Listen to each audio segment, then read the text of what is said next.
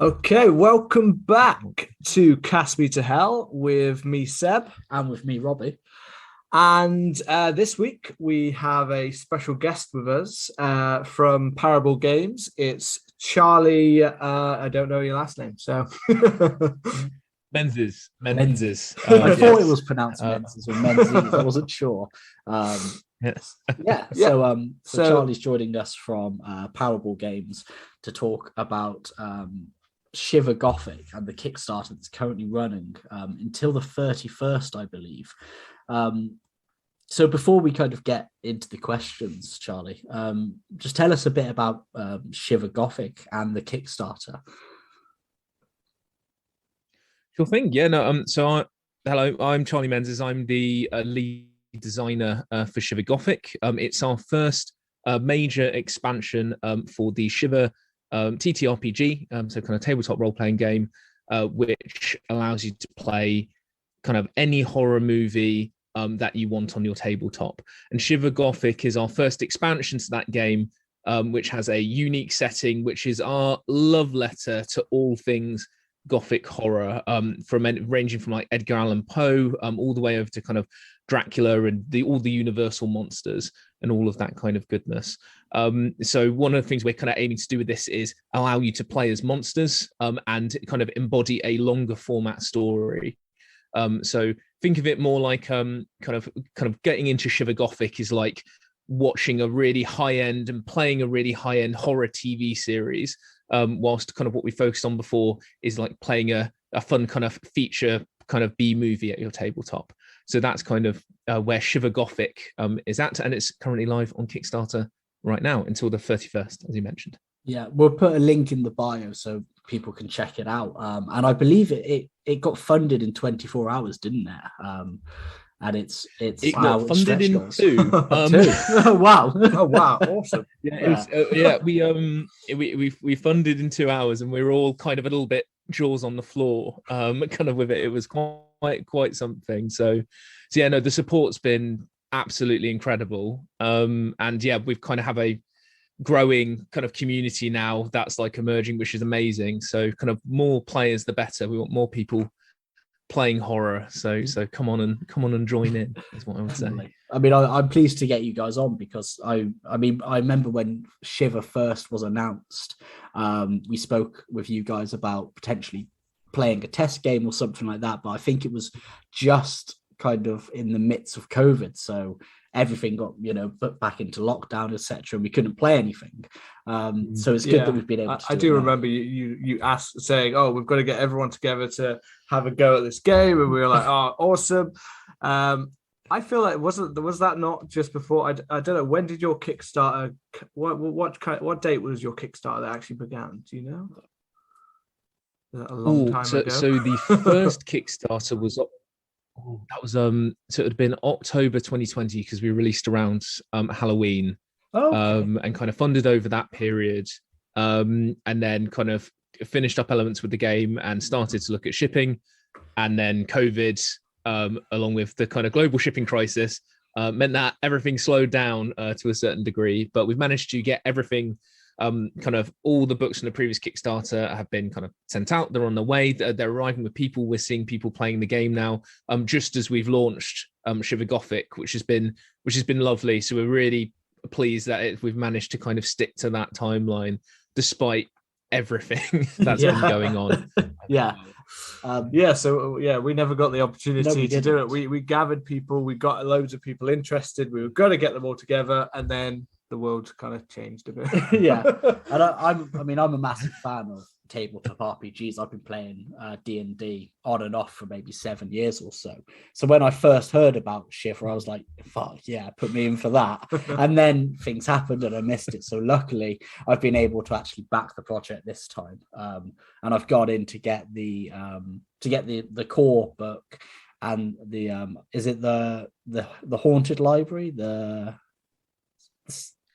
Cursed Library. Yeah, so that was the first expansion book we did. That kind of just that one covers like stories from every like subgenre and time period you can kind of think of to show like the scope of the system. Yeah. So yeah, you can have a kind of, you'll be rollicking around in the Wild West 1 minute, and then having fun on a spaceship the next. So awesome. So yeah, that's kind of the Cursed Libraries vibe. Yeah, so I'm definitely gonna try and rope you and Yeah, Andy and Roy through it now. no, that sounds awesome. Well, we cannot wait. Yeah. I mean, we obviously, being a horror podcast, we are obviously all things horror we are into, but building that imagination, me and you have both been quite like creative storytellers. You know, I used to do screenwriting and things like that, so we've always loved that kind of world. So the idea we could build our own, this kind of through Shiver, is a fantastic concept. Yeah, it's awesome.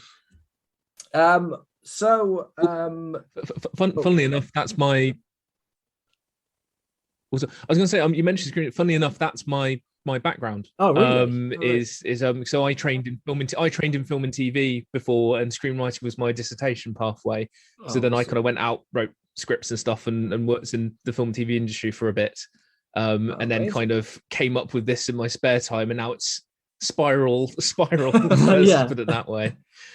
Yeah, that's actually quite a good leeway into our next question, isn't it? Which is, you know, kind of what, I mean, telling us about kind of Shiver. No, I read the wrong one. Shows how professional I am. What can you tell us about the formation of Powerball Games, and where did the idea come from?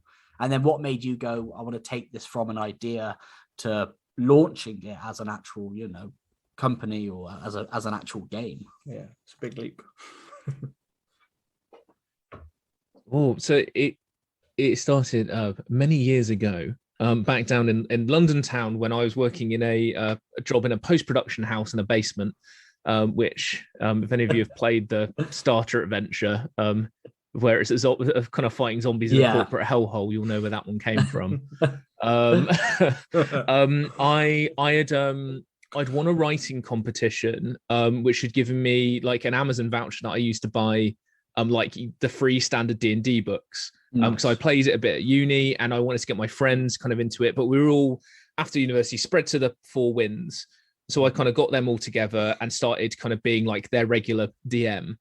And like we played that for a while, and I was like jotting kind of down to some thoughts and ideas about kind of like role-playing games, because there were some frustrations that I was kind of having with like kind of my friends struggling with the rules. Some of my friends are dyslexic or dysnumerate, and I was finding the mechanical crunch elements of certain systems, because we dipped into Call of Cthulhu as well, was proving quite difficult. And I had an idea of being, what if I made this more symbolic and kind of made it more about kind of cinema-like, so like playing a film, because every time we sat down to play a game, we were really all aiming to trying to kind of create these cinematic moments on a tabletop. And sometimes we found like the numbers and some of the crunch of the system could get in the way of that. So it kind of what was born out of, I wanted to make a game that was more accessible, and also kind of brought in my love of cinema and like the way I kind of was trained as a screenwriter to kind of make games feel more cinematic. So it started off as I was just making this as a game to keep my friends interested in role-playing games, who was all screenwriters as well.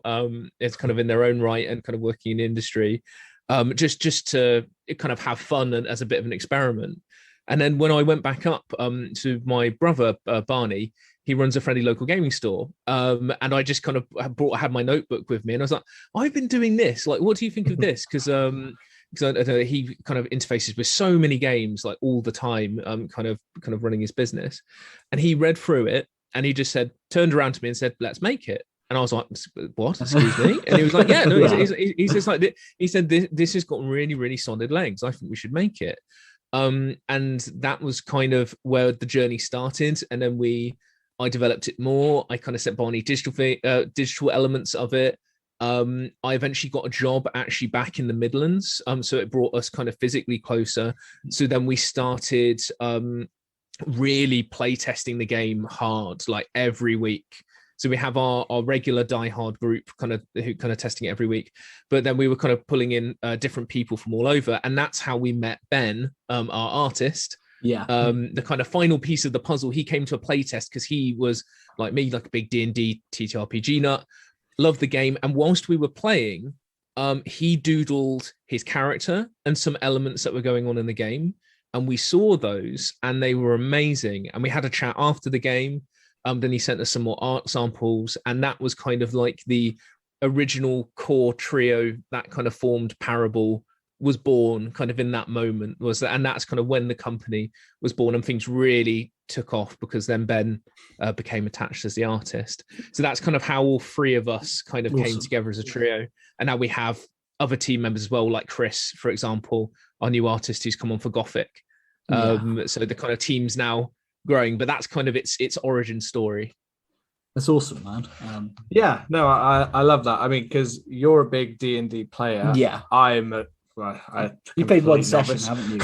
On a stag I played some RPG. I did it on a stag do. I really enjoyed it, but like as someone coming new into it, when you look at all of the manuals and you look at all of the gameplay and you look at all the numerals that are needed and the knowledge that's needed, I know why a lot of people get scared off by it, because once they give it a chance, it's amazing, but it's easy to get scared. So I understand it, especially talking about the dyslexic and that kind of, I understand it's really nice to hear that you've kind of fought from it for a slightly different perspective. Maybe a little bit easier for someone to kind of get into your game than maybe the classic kind of D&D kind of style, which is what a lot of people think. You hear RPG, you think D&D, don't you? and I think, I mean, D&D specifically is becoming so much more kind of popular mainstream these days. Yeah. You know, if you're like Stranger Things was including D&D, and you got people who never played D&D wanting to play, and kind of all these celebrities like Vin Diesel and like Joe Maglianello and all of these people coming out as lifelong D&D fans. More people are wanting to play it. So having something which is accessible is kind of, you know, it's amazing, because I've been playing D&D on and off for 7 years, whatever, and there's still rules that I get confused on. I still have to ask our resident rules lawyer, how do I do this? And it's one of those things where there's a lot to get your head around. Absolutely, yeah. So let's go on to our next question. So tabletop RPGs are quite well known for their kind of expansive rules. This is linking in again quite well. And intricate system. How did you go about creating the game system and making sure it was balanced? Ooh, interesting in terms of balance. So in terms of kind of like where I started was thinking about what the players are kind of representing as characters. So harking back to D&D again, with D&D, it's a power fantasy. You're becoming more and more powerful. You're becoming heroes. Whilst in a horror story, the genre rules are different from fantasy. It's not a power fantasy. It's a survival fantasy. It is a element of you are lucky if you make it to the end credit roll. And you should feel good about that. So in terms of that was why we kind of decided to make HP, for example, equal across everyone. Everyone's basically human. So in terms of their squishiness, they're about the same. And it's your skills and abilities that you have as characters, and how you use them, your own ingenuity that will help you survive the night. In terms of the dice and balance in that way, is kind of the six-sided die, kind of with each kind of core skill represented by a symbol, opens up the room for not having a binary success or fail system. So one of the things that we kind of discussed a lot is that there is this idea, what I termed reading the knuckle bones. So say the classic example is the one that I kind of put in the main core book, because it's the one that is the plague of every GM everywhere. The players come across a door and they want to open it and they think it's locked. So what do? So most people try and kick the door in. So for that, you'd be wanting to roll grit. So say somebody rolls their grit pool, but they don't get any grit. And say they roll a bunch of strange, for example. So something really bad's going to happen. So maybe they stub their toe and they take some damage because I'm reading the symbols on the dice in a different way. My favorite one is maybe they kind of roll no grit, but they roll smarts and they realize actually it's a pull door and they're just they're just kicking against it. They're just kicking the wrong way. And that's the thing of that. Rolls for us, they should always have tension. And they should always move the story forwards. So in terms of balance, that's one of the things that we kind of encouraged. I mean, there's obviously mathematical balance there as well, which is where the talent die comes in, which we tested quite heavily in terms of how that skewed success and failure. But in terms of the actual feel of the game and how the dice are kind of interpreted, it's something that we encourage, that it's not about a binary success and failure. It's about moving the story forwards with moments for those characters, whether they be positive or negative, depending what's there. It still moves the game, the story forward in a direction, rather than people just rolling again and again and again and again to try and get past the door. Yeah, and I guess, like you said, it moves it from dice rolls being something that you succeed or you fail into potentially moments of comedy, like you're saying. You know, you kick a door and then you realize it's pulled, so they can just pull it open.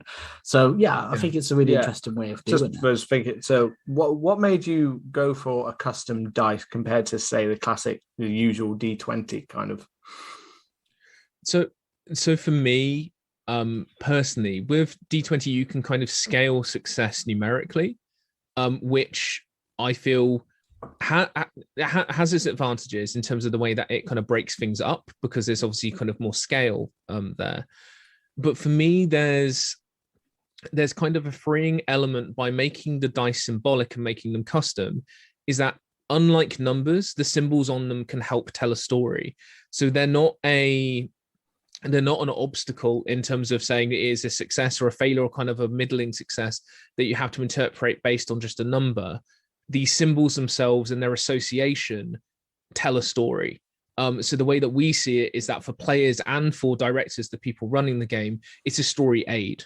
So that was the decision behind it, in terms of kind of deciding to go with custom dice. I mean, custom dice that was like the foundation stone. Like it was the thing I would not budge on. I was like, this is a numbers light system for many reasons. But the core kind of element of the dice is that every time you roll it, that kind of dice pool, what shows up kind of in your tray or kind of on a digital dice roller, tells a story. So that's what was the main inspiration behind it. And I quite liked, because when I first checked Shiver out and it said about getting the custom dice, I was thinking that's cool, but like if I can't get the physical dice, because I like to rattle the bones. Like if I haven't got that, am I going to be able to have to adapt it using the dice I've got? But then obviously you've got the kind of free online digital dice roller, which kind of does it all for you almost. I went on it earlier at work. I just put some stats in and had a little roll, and it's kind of it's a really easily accessible thing. And I mean, kind of in general, I mean, so this question actually came to me because I'm playing Elden Ring at the moment. Seb's not much of a massive gamer.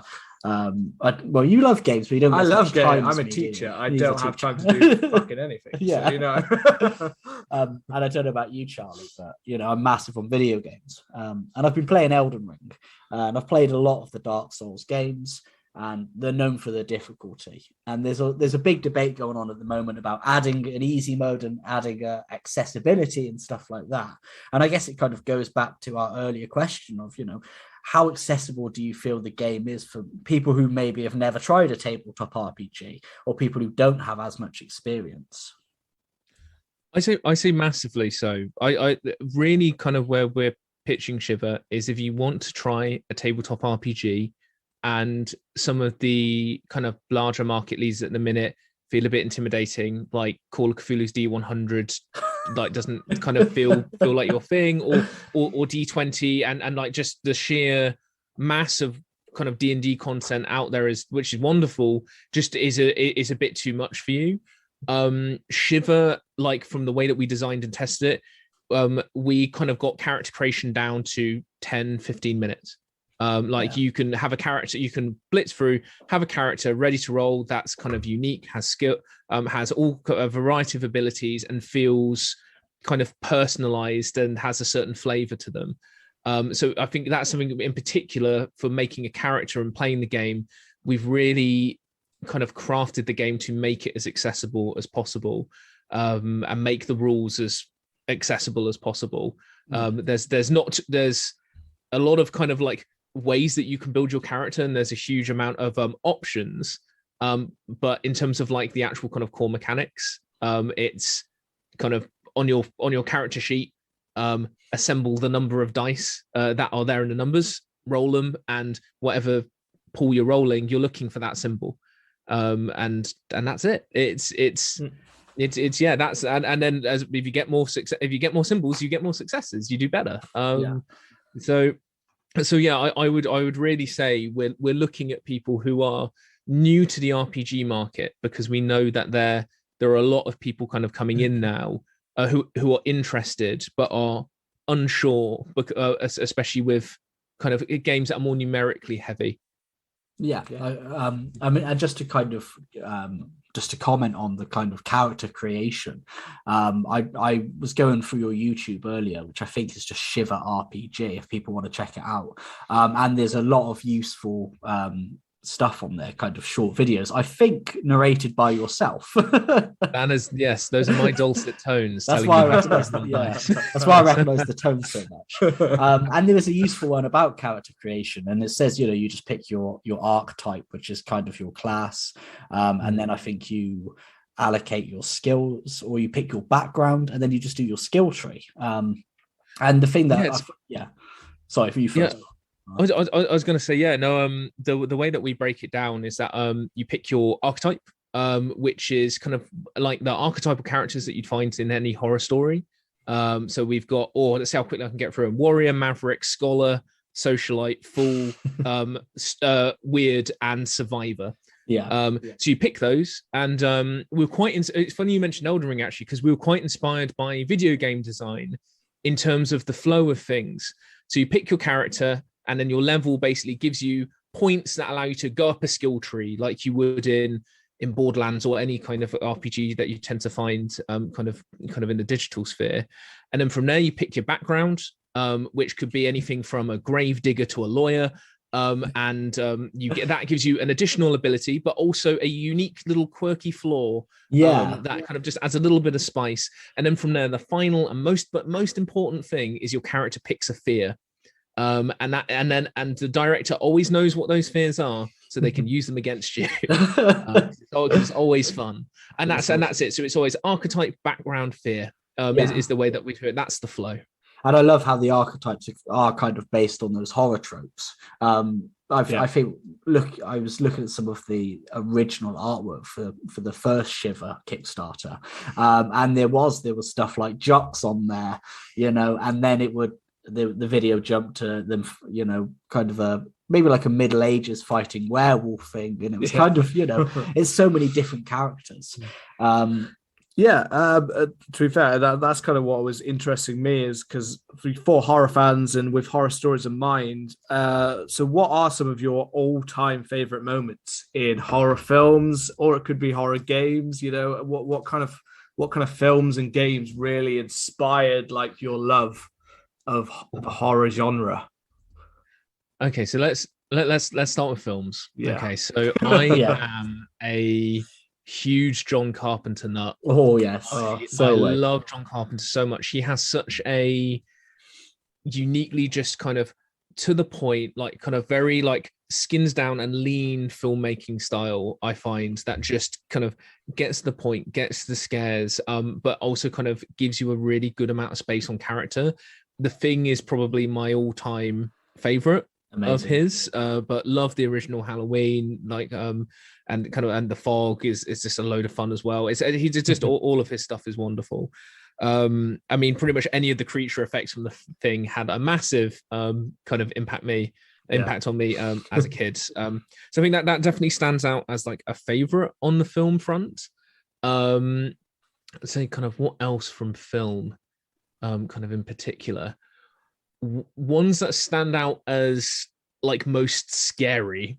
I watched Wreck, for those in a Spanish found footage film from kind of the mid 2000s. I don't want to spoil it, because please, if you've not seen Wreck, go and watch it. But the final scene in the attic is one of the most nerve-shredding things I've it's witnessed great. as a human being, and it just it's so good. Especially as well for like from a filming perspective, like the budget as well that they're performing. It's just amazing. Yeah. And just that just really has kind of like really stuck with me. It's a beautiful scene, isn't it? You know, and together. Yeah. I find found footage films very hit and miss, but Wreck is just such a hit. Wreck hit it when it was still kind of there. It wasn't overused. Years later, it became an overused archetype in film. We were like, oh, for fuck's sake, not another found footage film that's just copying films like Wreck. Yeah, but Wreck's it's an amazing choice. Fantastic. What about video games? Oh, video games. So a shared memory for me and Barney. I remember us as kids when the first BioShock came out. Yes. And when you're going down in the elevator and you get introduced to Rapture and you come across the splicer with the pram. Oh. And then you kind of, and she disappears and you look in the pram and then it's just a gun. Yeah. It's like, what? and then all the spider splices come in. And I think at that point, how old? Too young is all I will say. I just remember that like kind of vividly. It's still one of my favorite games to this day. But that one kind of had a massive impact. Yeah, I remember thinking BioShock was such a kind of, for me, I remember watching trailers for it and seeing the Big Daddy and thinking it was kind of got to be an action shooter or something like that, going in blind. And then you get into the lift to Rapture, and then you have the whole speech about, what is it like, no governments and no God and kind of stuff like that. And it's just such amazing storytelling. And then you get into this whole kind of decrepit area. Amazingly atmospheric, isn't it? Yeah, like, so good. Suspenseful. Oh, yeah. Yeah. The story world of Rapture and BioShock is for me one of my favorites, and how they organically weave that in with all the kind of audio notes and little bits and pieces and the environment. It's a real masterclass in environmental storytelling, as well as tension, which I think is just wonderful. In terms of other games, it's a bit older, like games that just like completely terrified me. Outlast, the first Outlast really got me. There's something about if you get that found footage look well, like done well, it just, because I remember kind of popping up that night vision camera on that game for the first time. There's something about that filter that just makes it feel so kind of realistic and gritty. Yeah, and that really got me. I'm a massive fan of the Alien franchise as well. Yeah, particularly Alien is another kind of seminal film for me that I watched when I was growing up. Alien and Aliens are just two big cornerstones for me. And Alien Isolation captured that world and terror so well. And I just love it in terms of like the alien feels like it's thinking and hunting, and it feels real, doesn't it? Yeah. And I would say after Aliens, I would say Alien Isolation is almost the best alien experience you can get. It's just so incredible. I think I spoke about it on our favorite horror video games episode. Yeah, we did speak about it. Yeah, I expected Aliens would be a favorite because again, in one of the videos on your YouTube page, there is kind of a colonial marine looking character. And I kind of thought, that's that's a colonial marine, all right. I'll say off that as well, like Dead Space as well on the more splattery end was definitely a big one. I think that I remember me and Barney sitting down and playing together, and us loving that as well. Definitely more on the grim side, but very excited for the remaster that they're doing now. Yeah, definitely, especially after the third one, which was, not handled too well. I heard. Yeah, I played the first two, but I missed the third one. But I've only played the first. I remember how graphic and gory it was. It's awesome. But so kind of, because we spoke about Shiver as a bit of a whole, but kind of speaking specifically about Shiver Gothic, which, as you've announced, is the first kind of major expansion. What made you guys decide Gothic Horror, and were there any? I know you mentioned briefly, but Were there any kind of stories or films that influenced this kind of decision? Because I imagine it, you would have gone through a few different ideas for an expansion. So what made you settle on Gothic Horror? So there's a few things. For me, definitely in terms of literature, when I was a teenager, Dracula and Frankenstein had a massive impact on me. Yeah. When I was younger, and I was obsessed with those books and read them kind of cover to cover again and again and again. So they were Gothic is something that I've always kind of wanted to touch on. It actually was Spire Home started out as an experiment. In that one of the things that people were pointing out is that they were like, oh, we could imagine this game being like good for one shots, but not for continuous storytelling. So I was like, right, okay. So kind of I created my own setting, and our regular playtest group basically met every week, and I started carving a bigger story, kind of taking them from level 1 and kind of start working their way through and see. So it started as a test to see if long form storytelling could work in Shiver. And it did. And I got really, really into the world building and the city and all the factions and kind of putting it all together. So then when it came to, we launched the core book, and we were kind of like, what are we going to do next? Me and Barney sat down, and Barney said, like, well, let's just do, like, you want to do Gothic Horror, let's do Spire Home. Yeah. Let's launch that. Let's write that. I mean, you've got half of it written already. Yeah, even easier. It was good, kind of was what he was saying, and it was like, yeah, no. So for me, that was kind of part of it, and then the kind of revelation in terms of the mechanic side of it was, we're massive fans of Alan Moore's League of Extraordinary Gentlemen. Oh yeah. And I love story, and for me, I'm a big fan of like BPRD and Hellboy, and I like the idea of characters outside the norm, outsiders, kind of monsters coming together to fight against a kind of another threat. To fight monsters, you need monsters, kind of as an idea. So we started statting out the archetypes, kind of in and creating our own monster archetypes, kind of because. For all of me kind of quoting classic literature, we also do really like the Stephen Sommers Van Helsing. It is a real guilty pleasure. Hell of a film, we just want operatic Frankenstein to punch Dracula. Like who doesn't want that? Like I still love I can't remember the actor's name, but I still love the portrayal of Dracula in that. It got slated, everybody hated it, but I loved it so much.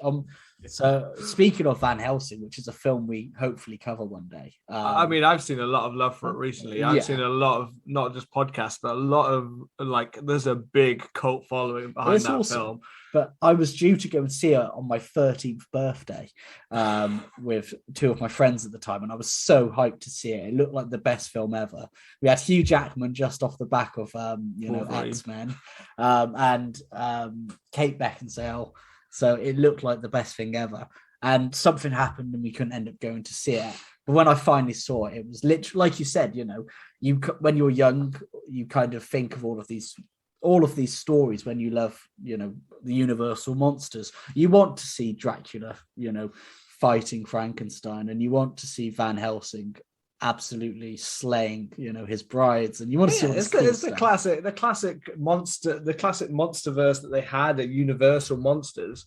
Outside of the original ones that lived a little bit more serious with the singular character. After that, it was Frankenstein and Wolfman, and that's what everyone wanted. They started to do it because everyone was more excited about the team ups than they were about a singular film. You know what I mean? Yeah. Everyone wanted a bit of cheese on the side of, the horror and things like that. And that's what kind of made it so good. I remember having it. I had the DVD. I can't say, like, I never fully loved it. And yet I can't say I didn't like it, because I remember having the DVD and I watched it a ton of times. Yeah. So I obviously liked it. I feel like I was always mixed about whether, like, at that age, I mean, from a young age, I'd watched a lot of horrors I should not have watched at a very young age. Yeah. I watched like Silence of the Lambs when I was like 6, so that was possibly a serial killer on the side. But so to me, I was like, oh, this isn't horror, and this isn't thing. So I think I was a bit mixed about what is what at that stage. But no, I think over time I have grown to love what it is. Man. Yes, and to be fair, Stephen Sommers' The Mummy, which I just think is fucking amazing. Yeah, that is a personal favorite touchstone that me and Barney grew up on. The Mummy was a Awesome. on repeat kind of film in our household. It's just it's Stephen Summers. He may not be perfect, but by God, he is a director who knows how to have fun like that. And I think that is really worth something. Kind of in cinema is that it's like a good bit of cheese, a good bit of fun does go a long way. And he just nails it. Absolutely. I mean, even I'm a guilty pleasure of his G.I. Joe. I think it's actually quite good. I think it's quite a lot of fun. It's not great at anything. It is full on Stephen Summers cheese, but it's a lot of fun. And I've seen the sequel they did, which was freaking awful in comparison. It was no fun, and it was way too. It had Dwayne the Rock Johnson instead of the Jock Watson. The Jock Johnson. Yeah. But yeah, no, I'm a big Stephen Summers fan. I think he's underrated for what he is. Yeah. They might not be great, but they're always fun. Yeah, that's it.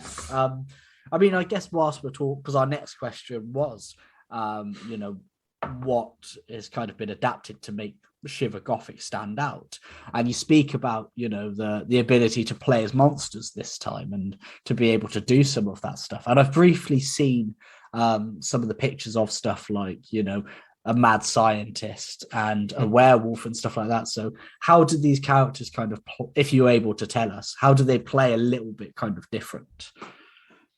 So for me, in terms of kind of pitching monsters as characters that the players can actually play as, you place them in quite an interesting and unique position rather than them being the antagonistic figures. It opens them up to be kind of player characters who are inherently probably more sympathetic. But this is the kind of the thing, and this all applies to some of the antagonists within the city of Spirehome, not kind of spoiling anything, but for those of you who listen to It Lives, you'll kind of understand the vibe that we've been going for with a lot of this, is that particularly if you actually go back to kind of the Gothic literature of the time, as well as like the Universal monsters, in particular James Wells' Frankenstein and Bride of Frankenstein, there is a deep resonant tragedy that circulates around monsters, a certain level of empathy I feel that resonates within everyone. And for me as a kid, weird kind of kid growing up, I always felt more for the monsters than I did for the hero slaying them a lot of the time. And it doesn't mean that your antagonists are potentially not doing something bad or quite potentially heinously evil, but they have their reasons. And this is the thing that everyone kind of who's a villain doesn't really believe they're a villain. They believe they're doing it for the right reason, for a reason that they believe is right. If someone's being bad for bad sake, that's just kind of boring. It's cartoonish. Yeah. And although Gothic is heightened, it is exaggerated. That's something that we were really keen on kind of keeping in there, that there is this tragic element, this kind of darker element, that there may be some kind of guilt or sadness over kind of what they're having to do, but they're doing it for the right reasons, in their eyes, let's say. So for all the kind of vampiric factions that you'll encounter, as well as the strange kind of ruling families that exist as well, everyone has a kind of chess piece in the game. That is the board that Spirehome is. And all believe that they're doing things for the right reasons. And who you trust, who you end up kind of siding with, who you end up kind of pissing off, has big repercussions. Because the city is a constantly living and moving chessboard that kind of has all of these figures on it. And who you ally with is up to you. So yeah, I'm trying not to give much away. I'm trying not to. But we've talked about some of the key factions in the game quite a bit, in terms of kind of the Silvari family, for example, who own the banks but are kind of headed by someone who is a key inventor, who's basically a man ahead of his time, as it were, kind of a clockwork pioneer. And there is an element there of someone who is pushing the city forward in progress, probably at a rate that it's not ready for. for example. So it's someone who has a large amount of genius, but it might teeter on the edge of madness at times. So that's a kind of a snippet, as it were. I mean, I'm really looking forward to kind of giving it a play. I think there's one thing that we quite haven't mentioned yet, and it's the doom clock. I mean, where did the idea for the doom clock come from? Just out of interest. So the doom clock. How would you explain it to people who might not know about it as well? So the doom clock is a 60-minute clock face that kind of sits above any game of Shiver that you play. And when you roll your dice pool, if you fail and you roll a strange symbol, it adds 1 minute to the doom clock. So the way that the doom clock works is that when you get to quarter past doom, something bad's going to happen. Once you get 30 minutes in, something worse is going to happen. At quarter to, it's going to get pretty dicey. And at midnight, something mildly apocalyptic is going to occur. So with that, it's representing that the more the players roll, the more they fail, the more they make mistakes, kind of in pressure situations. The horror, the tension, the kind of exceeding pressure of whatever's kind of hunting you isn't going to let up. So it gives this element that rolls matter, that rolls are therefore tense, because if you fail a roll, it has consequence. So every roll has tension and consequence because of the doom clock. So in terms of like how that plays out is that you can then map events to kind of whatever story or chapter that you're kind of making. So like the slasher, slashers are ones that I use quite a lot as an example. So like, somebody kind of kills a circuit breaker, somebody cuts the brake lines on the school bus so you can't get away. Jerry, the camp counselor, turns up with his throat slit in a tree. And then at midnight, your big hulking slasher in a mask turns up and is permanently hunting you and will not leave you alone. It's that kind of vibe. With Gothic, we've taken that a bit further. So the way that I've planned this is less like a feature film. It's more like a large format TV series. So each chapter has its own unique doom clock. However, there are events kind of in those stories, as well as the process of ticking up those doom clocks that create doom tolls on what we're calling the doom calendar. Okay. So the doom calendar is imagine it as it is a macro doom clock in a way that is represented by kind of a calendar month. And what that shows is that the more doom you accrue in individual chapters, the more dark deeds you perform or heroic acts you potentially shirk, the city worsens for it. Spire Home becomes a darker and more dangerous place to be as you choose to not interact with certain things, do dark things, or just allow doom to wildly accrue. So our doom calendar has become if you're playing this as a 10-chapter epic, there is something there that will kind of change the state of the city. So you will actively see it decay and become more dangerous. That's awesome, man. Yeah, no, I was amazed between the depth that you've got there, the storytelling that you've managed to compile into this is quite amazing. You mentioned earlier, like John Carpenter and the storytelling that he gives, and Edgar Allan Poe, and the empathy that you feel for characters like Frankenstein's monsters or Wolfman in the story that you have, and that passion that I can hear from you, the fact that you like the random questions we've thrown out at you, and you've knocked them out of the park is it's awesome. is amazing. But it's that passion that like I can hear. Like I came into this. Rob was the one that kind of spearheaded this, led this, and I was here for this. And you come into interviews and you never know what to expect, and you never know what to hear. And honestly, your passion has just drawn me in the whole episode. I just been like, oh yeah, this is. I definitely want to have a good go at this. And I know anyone who's listening will feel the same way. Just be drawn in by how passionate, but.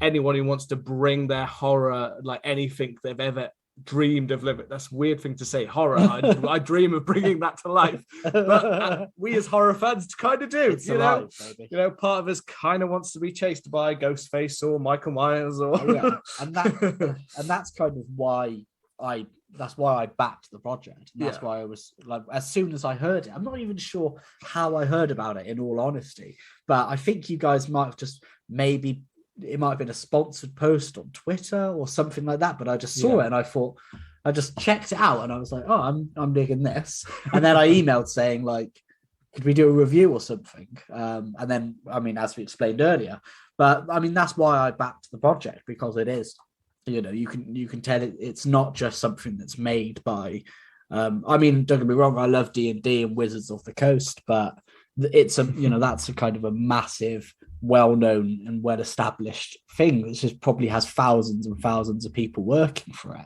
And because this is kind of grassroots and this is horror fans making something for horror fans, I was like, yeah, I'm going to back this, you know.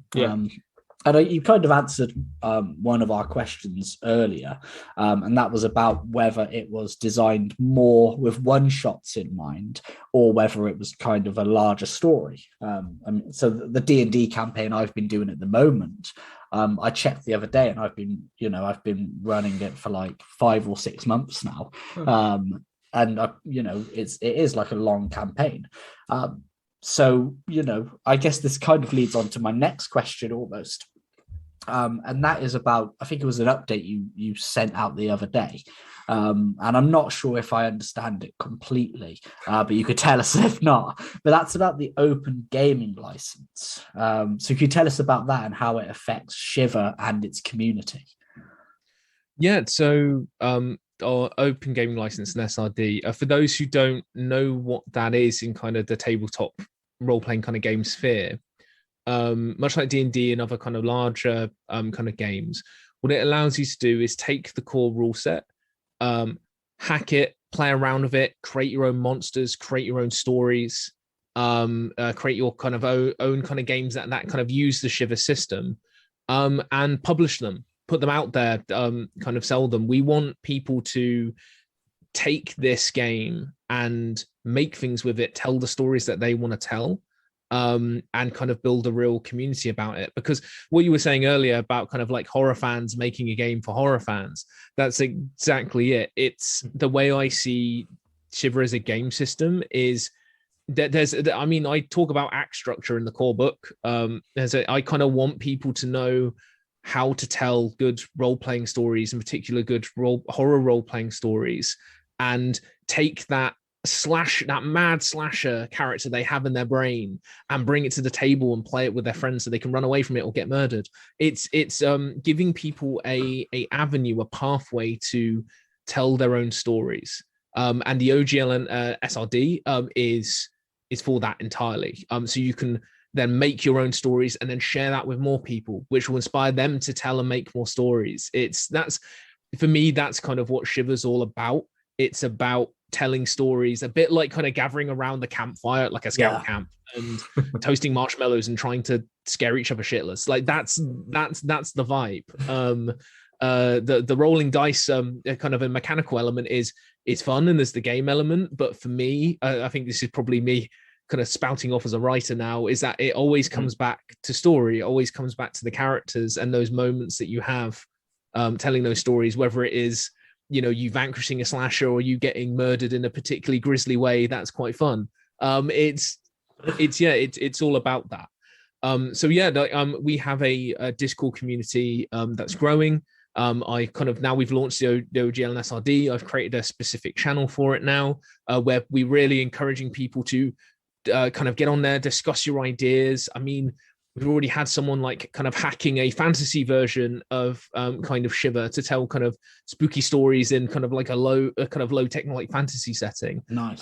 So someone's already fiddling around in the background, so it's definitely bubbling away. So yeah, honestly, kind of check out the open gaming license. Check out Shiver and like, yeah, make a spooky story that you can play with your friends. Please do, because I want to see them. I want to play them. Like it's yeah. Some of the ideas I've seen thrown out already, I cannot wait to see them appearing on people's tabletops. Yeah, I mean, and that's the thing, isn't it? I assumed it had like an element of homebrew to it and people being able to kind of make their own stuff. And when I saw it, I was like, yeah, I can make a really, really cool story here. And I was thinking, how could I make kind of make my own slasher film and then, make it a recurring thing where, we make a sequel to it as a session and that kind of stuff. So I kind of love the idea that, it's creating a community and people can kind of share their stories, really. Yeah, no, I love that. I know, we've been doing this podcast for nearly 2 years now. Yeah. And we started out, and just as we started out, we have lots of other podcasts that kind of started around the same time, and we're all kind of become this little horror community. And the passion for the fan base is insane. Like how much this is people's lives. You know what I mean? Yeah. Like, that D&D and stuff is people's lives, or video game, but horror, I didn't realize so many people were just mad until we started. Like at first it was just a little, we just loved horror films, so let's just do this. And then before we knew it, there was a big range of all of these people we're connected with, and it's mad. And I can't imagine how much they'll be excited to kind of play through these. And especially because it's more accessible, like, I think so, yeah. Because a lot of the times when I think the main thing that puts people off board games or tabletop games is just how many rules there are, and just having to go, oh, absolutely, take it turn by turn and think, well, actually, what am I doing now? We have many a friend who can barely, if we try to explain the rules, they'll be like, I don't understand. Yeah, don't understand. You didn't even listen to me, did you? No, I don't. Like, if you have to explain more than like 2 steps, they're like, what? So it's good to know that they'll find these kind of things much more accessible. I remember a couple of Christmases ago, my brother came back. He's in Australia, and he brought a game. I can't remember what it is, but it's a card game, and it's kind of like Uno, but we didn't play it because basically my brother got it out and was like, "This is how you play it." Somebody was like, "What? I don't get it." And then somebody was like, "Oh, so I do this, and then this happens," and he was like, "No," and it was just explaining rules after rule after rule. So kind of being able to say, well, actually, all you need to do is do this and just roll, and you don't have to do maths or anything like that. It's just telling a story. It streamlines the process, doesn't it? Yeah, it makes it so much better. Yeah. I guess as we're kind of wrapping up, I got a question. You've got a question. Yeah, I got one more before the one last start to wrap up. So kind of tabletop RPGs are kind of famous for roles determining the outcome. So a couple of D&D sessions ago, I'm running a horror campaign about, this undead kind of world that people are living in. And I had kind of like a quieter session where people, went to this small hamlet that had been raided, just to kind of deal with see the consequences of some of their actions. And there was a rat folk that was scavenging. So one of our players who plays a construct got turned invisible and went to catch him, and he got a lasso and he put it around the guy's neck to try and catch him, and then he rolled really bad, and instead of catching him, he ended up actually just killing the rat folk outright. And it's pretty funny, which kind of leads to my question, kind of, have you had any feedback from sessions that you've run or people who have played it of any kind of failures or successes that have had terrible or hilarious consequences? Ooh, that's a very good question.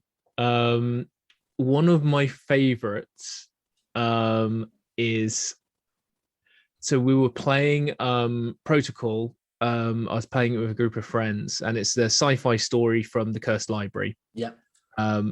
And someone he was playing a kind of imagine a used car salesman, but for dangerous weapons.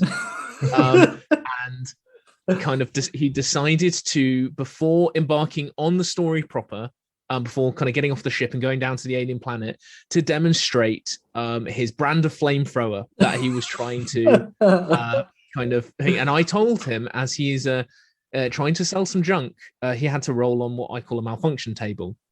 And he used it. It was like, I'm going to demonstrate the flamethrower 3000, pulled the trigger, rolled the dice, rolled a strange. The flamethrower proceeds to explode, as it is kind of want to do on a malfunction. And he gets set on fire and has to be put out. So he, kind of just after the inciting incident, before they even get on the dropship, he's already slightly singed and is now without a weapon because he decided to fire it off early. Yeah. And that's definitely been one of my favorites from kind of like general testing. In terms of Gothic, I'm trying to think if there has been a kind of particular one. There was one that I watched from the trying to get the name in my head now, but every time I go on my phone, it just seems to not let me do it.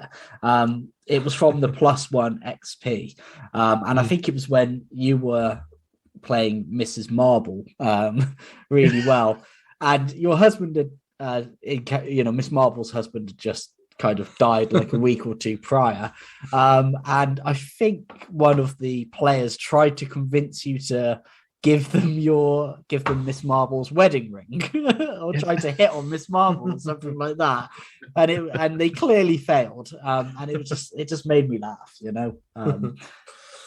yeah. There's definitely been kind of through the playtesting of Gothic,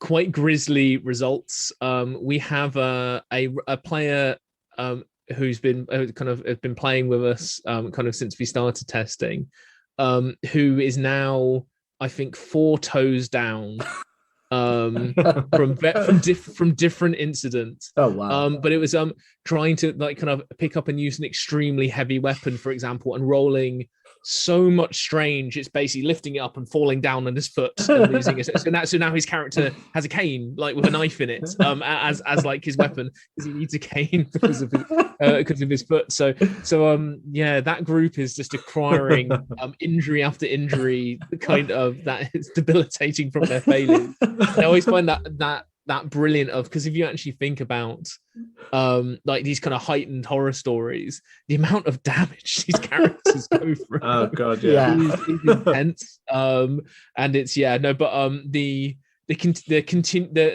basically a loss of a toe or a finger per chapter in Gothic just seems to be something in our main playtest group that just keeps happening. I love it. Amazing.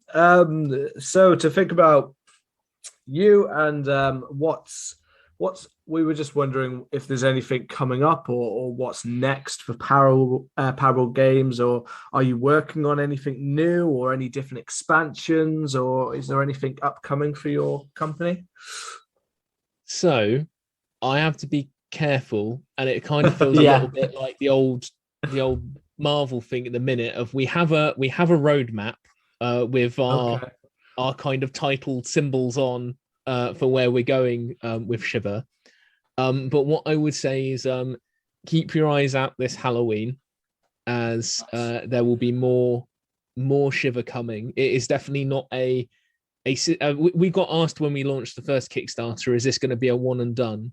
And we can safely kind of say, absolutely not.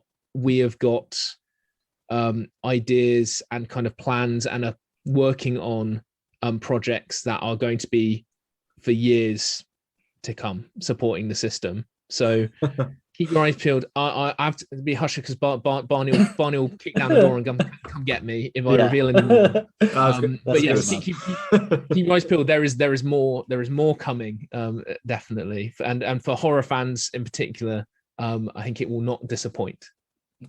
Fantastic. Well, around Halloween, if there's anything upcoming around Halloween, we'd be happy to do something. Absolutely. Show it off around Halloween. I think you're welcome on the show with the next one, and we're up for anything. That sounds awesome. I was wondering who's holding the gun behind that door. Like, if you say a single thing, off record.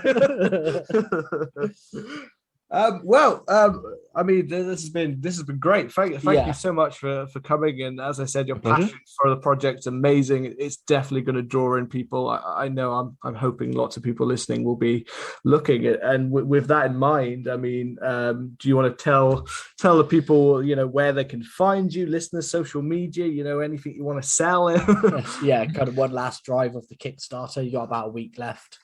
Absolutely, yeah. I think. Yeah, we've got about kind of 2 weeks left on the Kickstarter. We're live until the end of March. Go check us out. We're unlocking stretch goals like nobody's business. So have a look at kind of all the goodies that you can get. Search Shiver Gothic and you'll find us. You can also check out the previous campaign that was there on Kickstarter and see what we're all about. For social media, you can find us, just search Shiver RPG on Facebook, or at Games Parable is our Twitter, where Barney is a Twitter demon and is twittering regularly. And then for learning more about the game, accessing our free dice roller, you can find us at our website, www.shiverrpg.com. And we've also recently launched a web store that you can kind of access through there. So you can buy PDFs of the core game. I think the elements of global shipping for physical products should be opening up soon because all the distribution stuff, all the boxes have been ticked. So if you're kind of listening to this overseas, potentially that's an avenue where you can now get the core game if you want to kind of give it a bit of a try before kind of jumping into Gothic as well. www.shiverrpg.com is where you can find out reams of information about the game. And grab a free quick start as well if you want to try it for free. Yeah, awesome. So thank you for joining us, Charlie. So we, the link to the Kickstarter will be in the episode description. I'm trusting Seb to do that because you're the one who does. I will do that. It will also be on our Twitter, on our Insta story, and I'm sure we'll pop something in TikTok once we get our better head around that one. Yeah. So as always, if you've enjoyed the show, you can come and let us know what you thought on Twitter, Instagram, and TikTok at CMDH Podcast. Hit the subscribe button so you get the episode straight away and leave us a lovely review. And we will see you next week. So don't forget to go and check out Shiver Gothic on Kickstarter. Goodbye. Bye.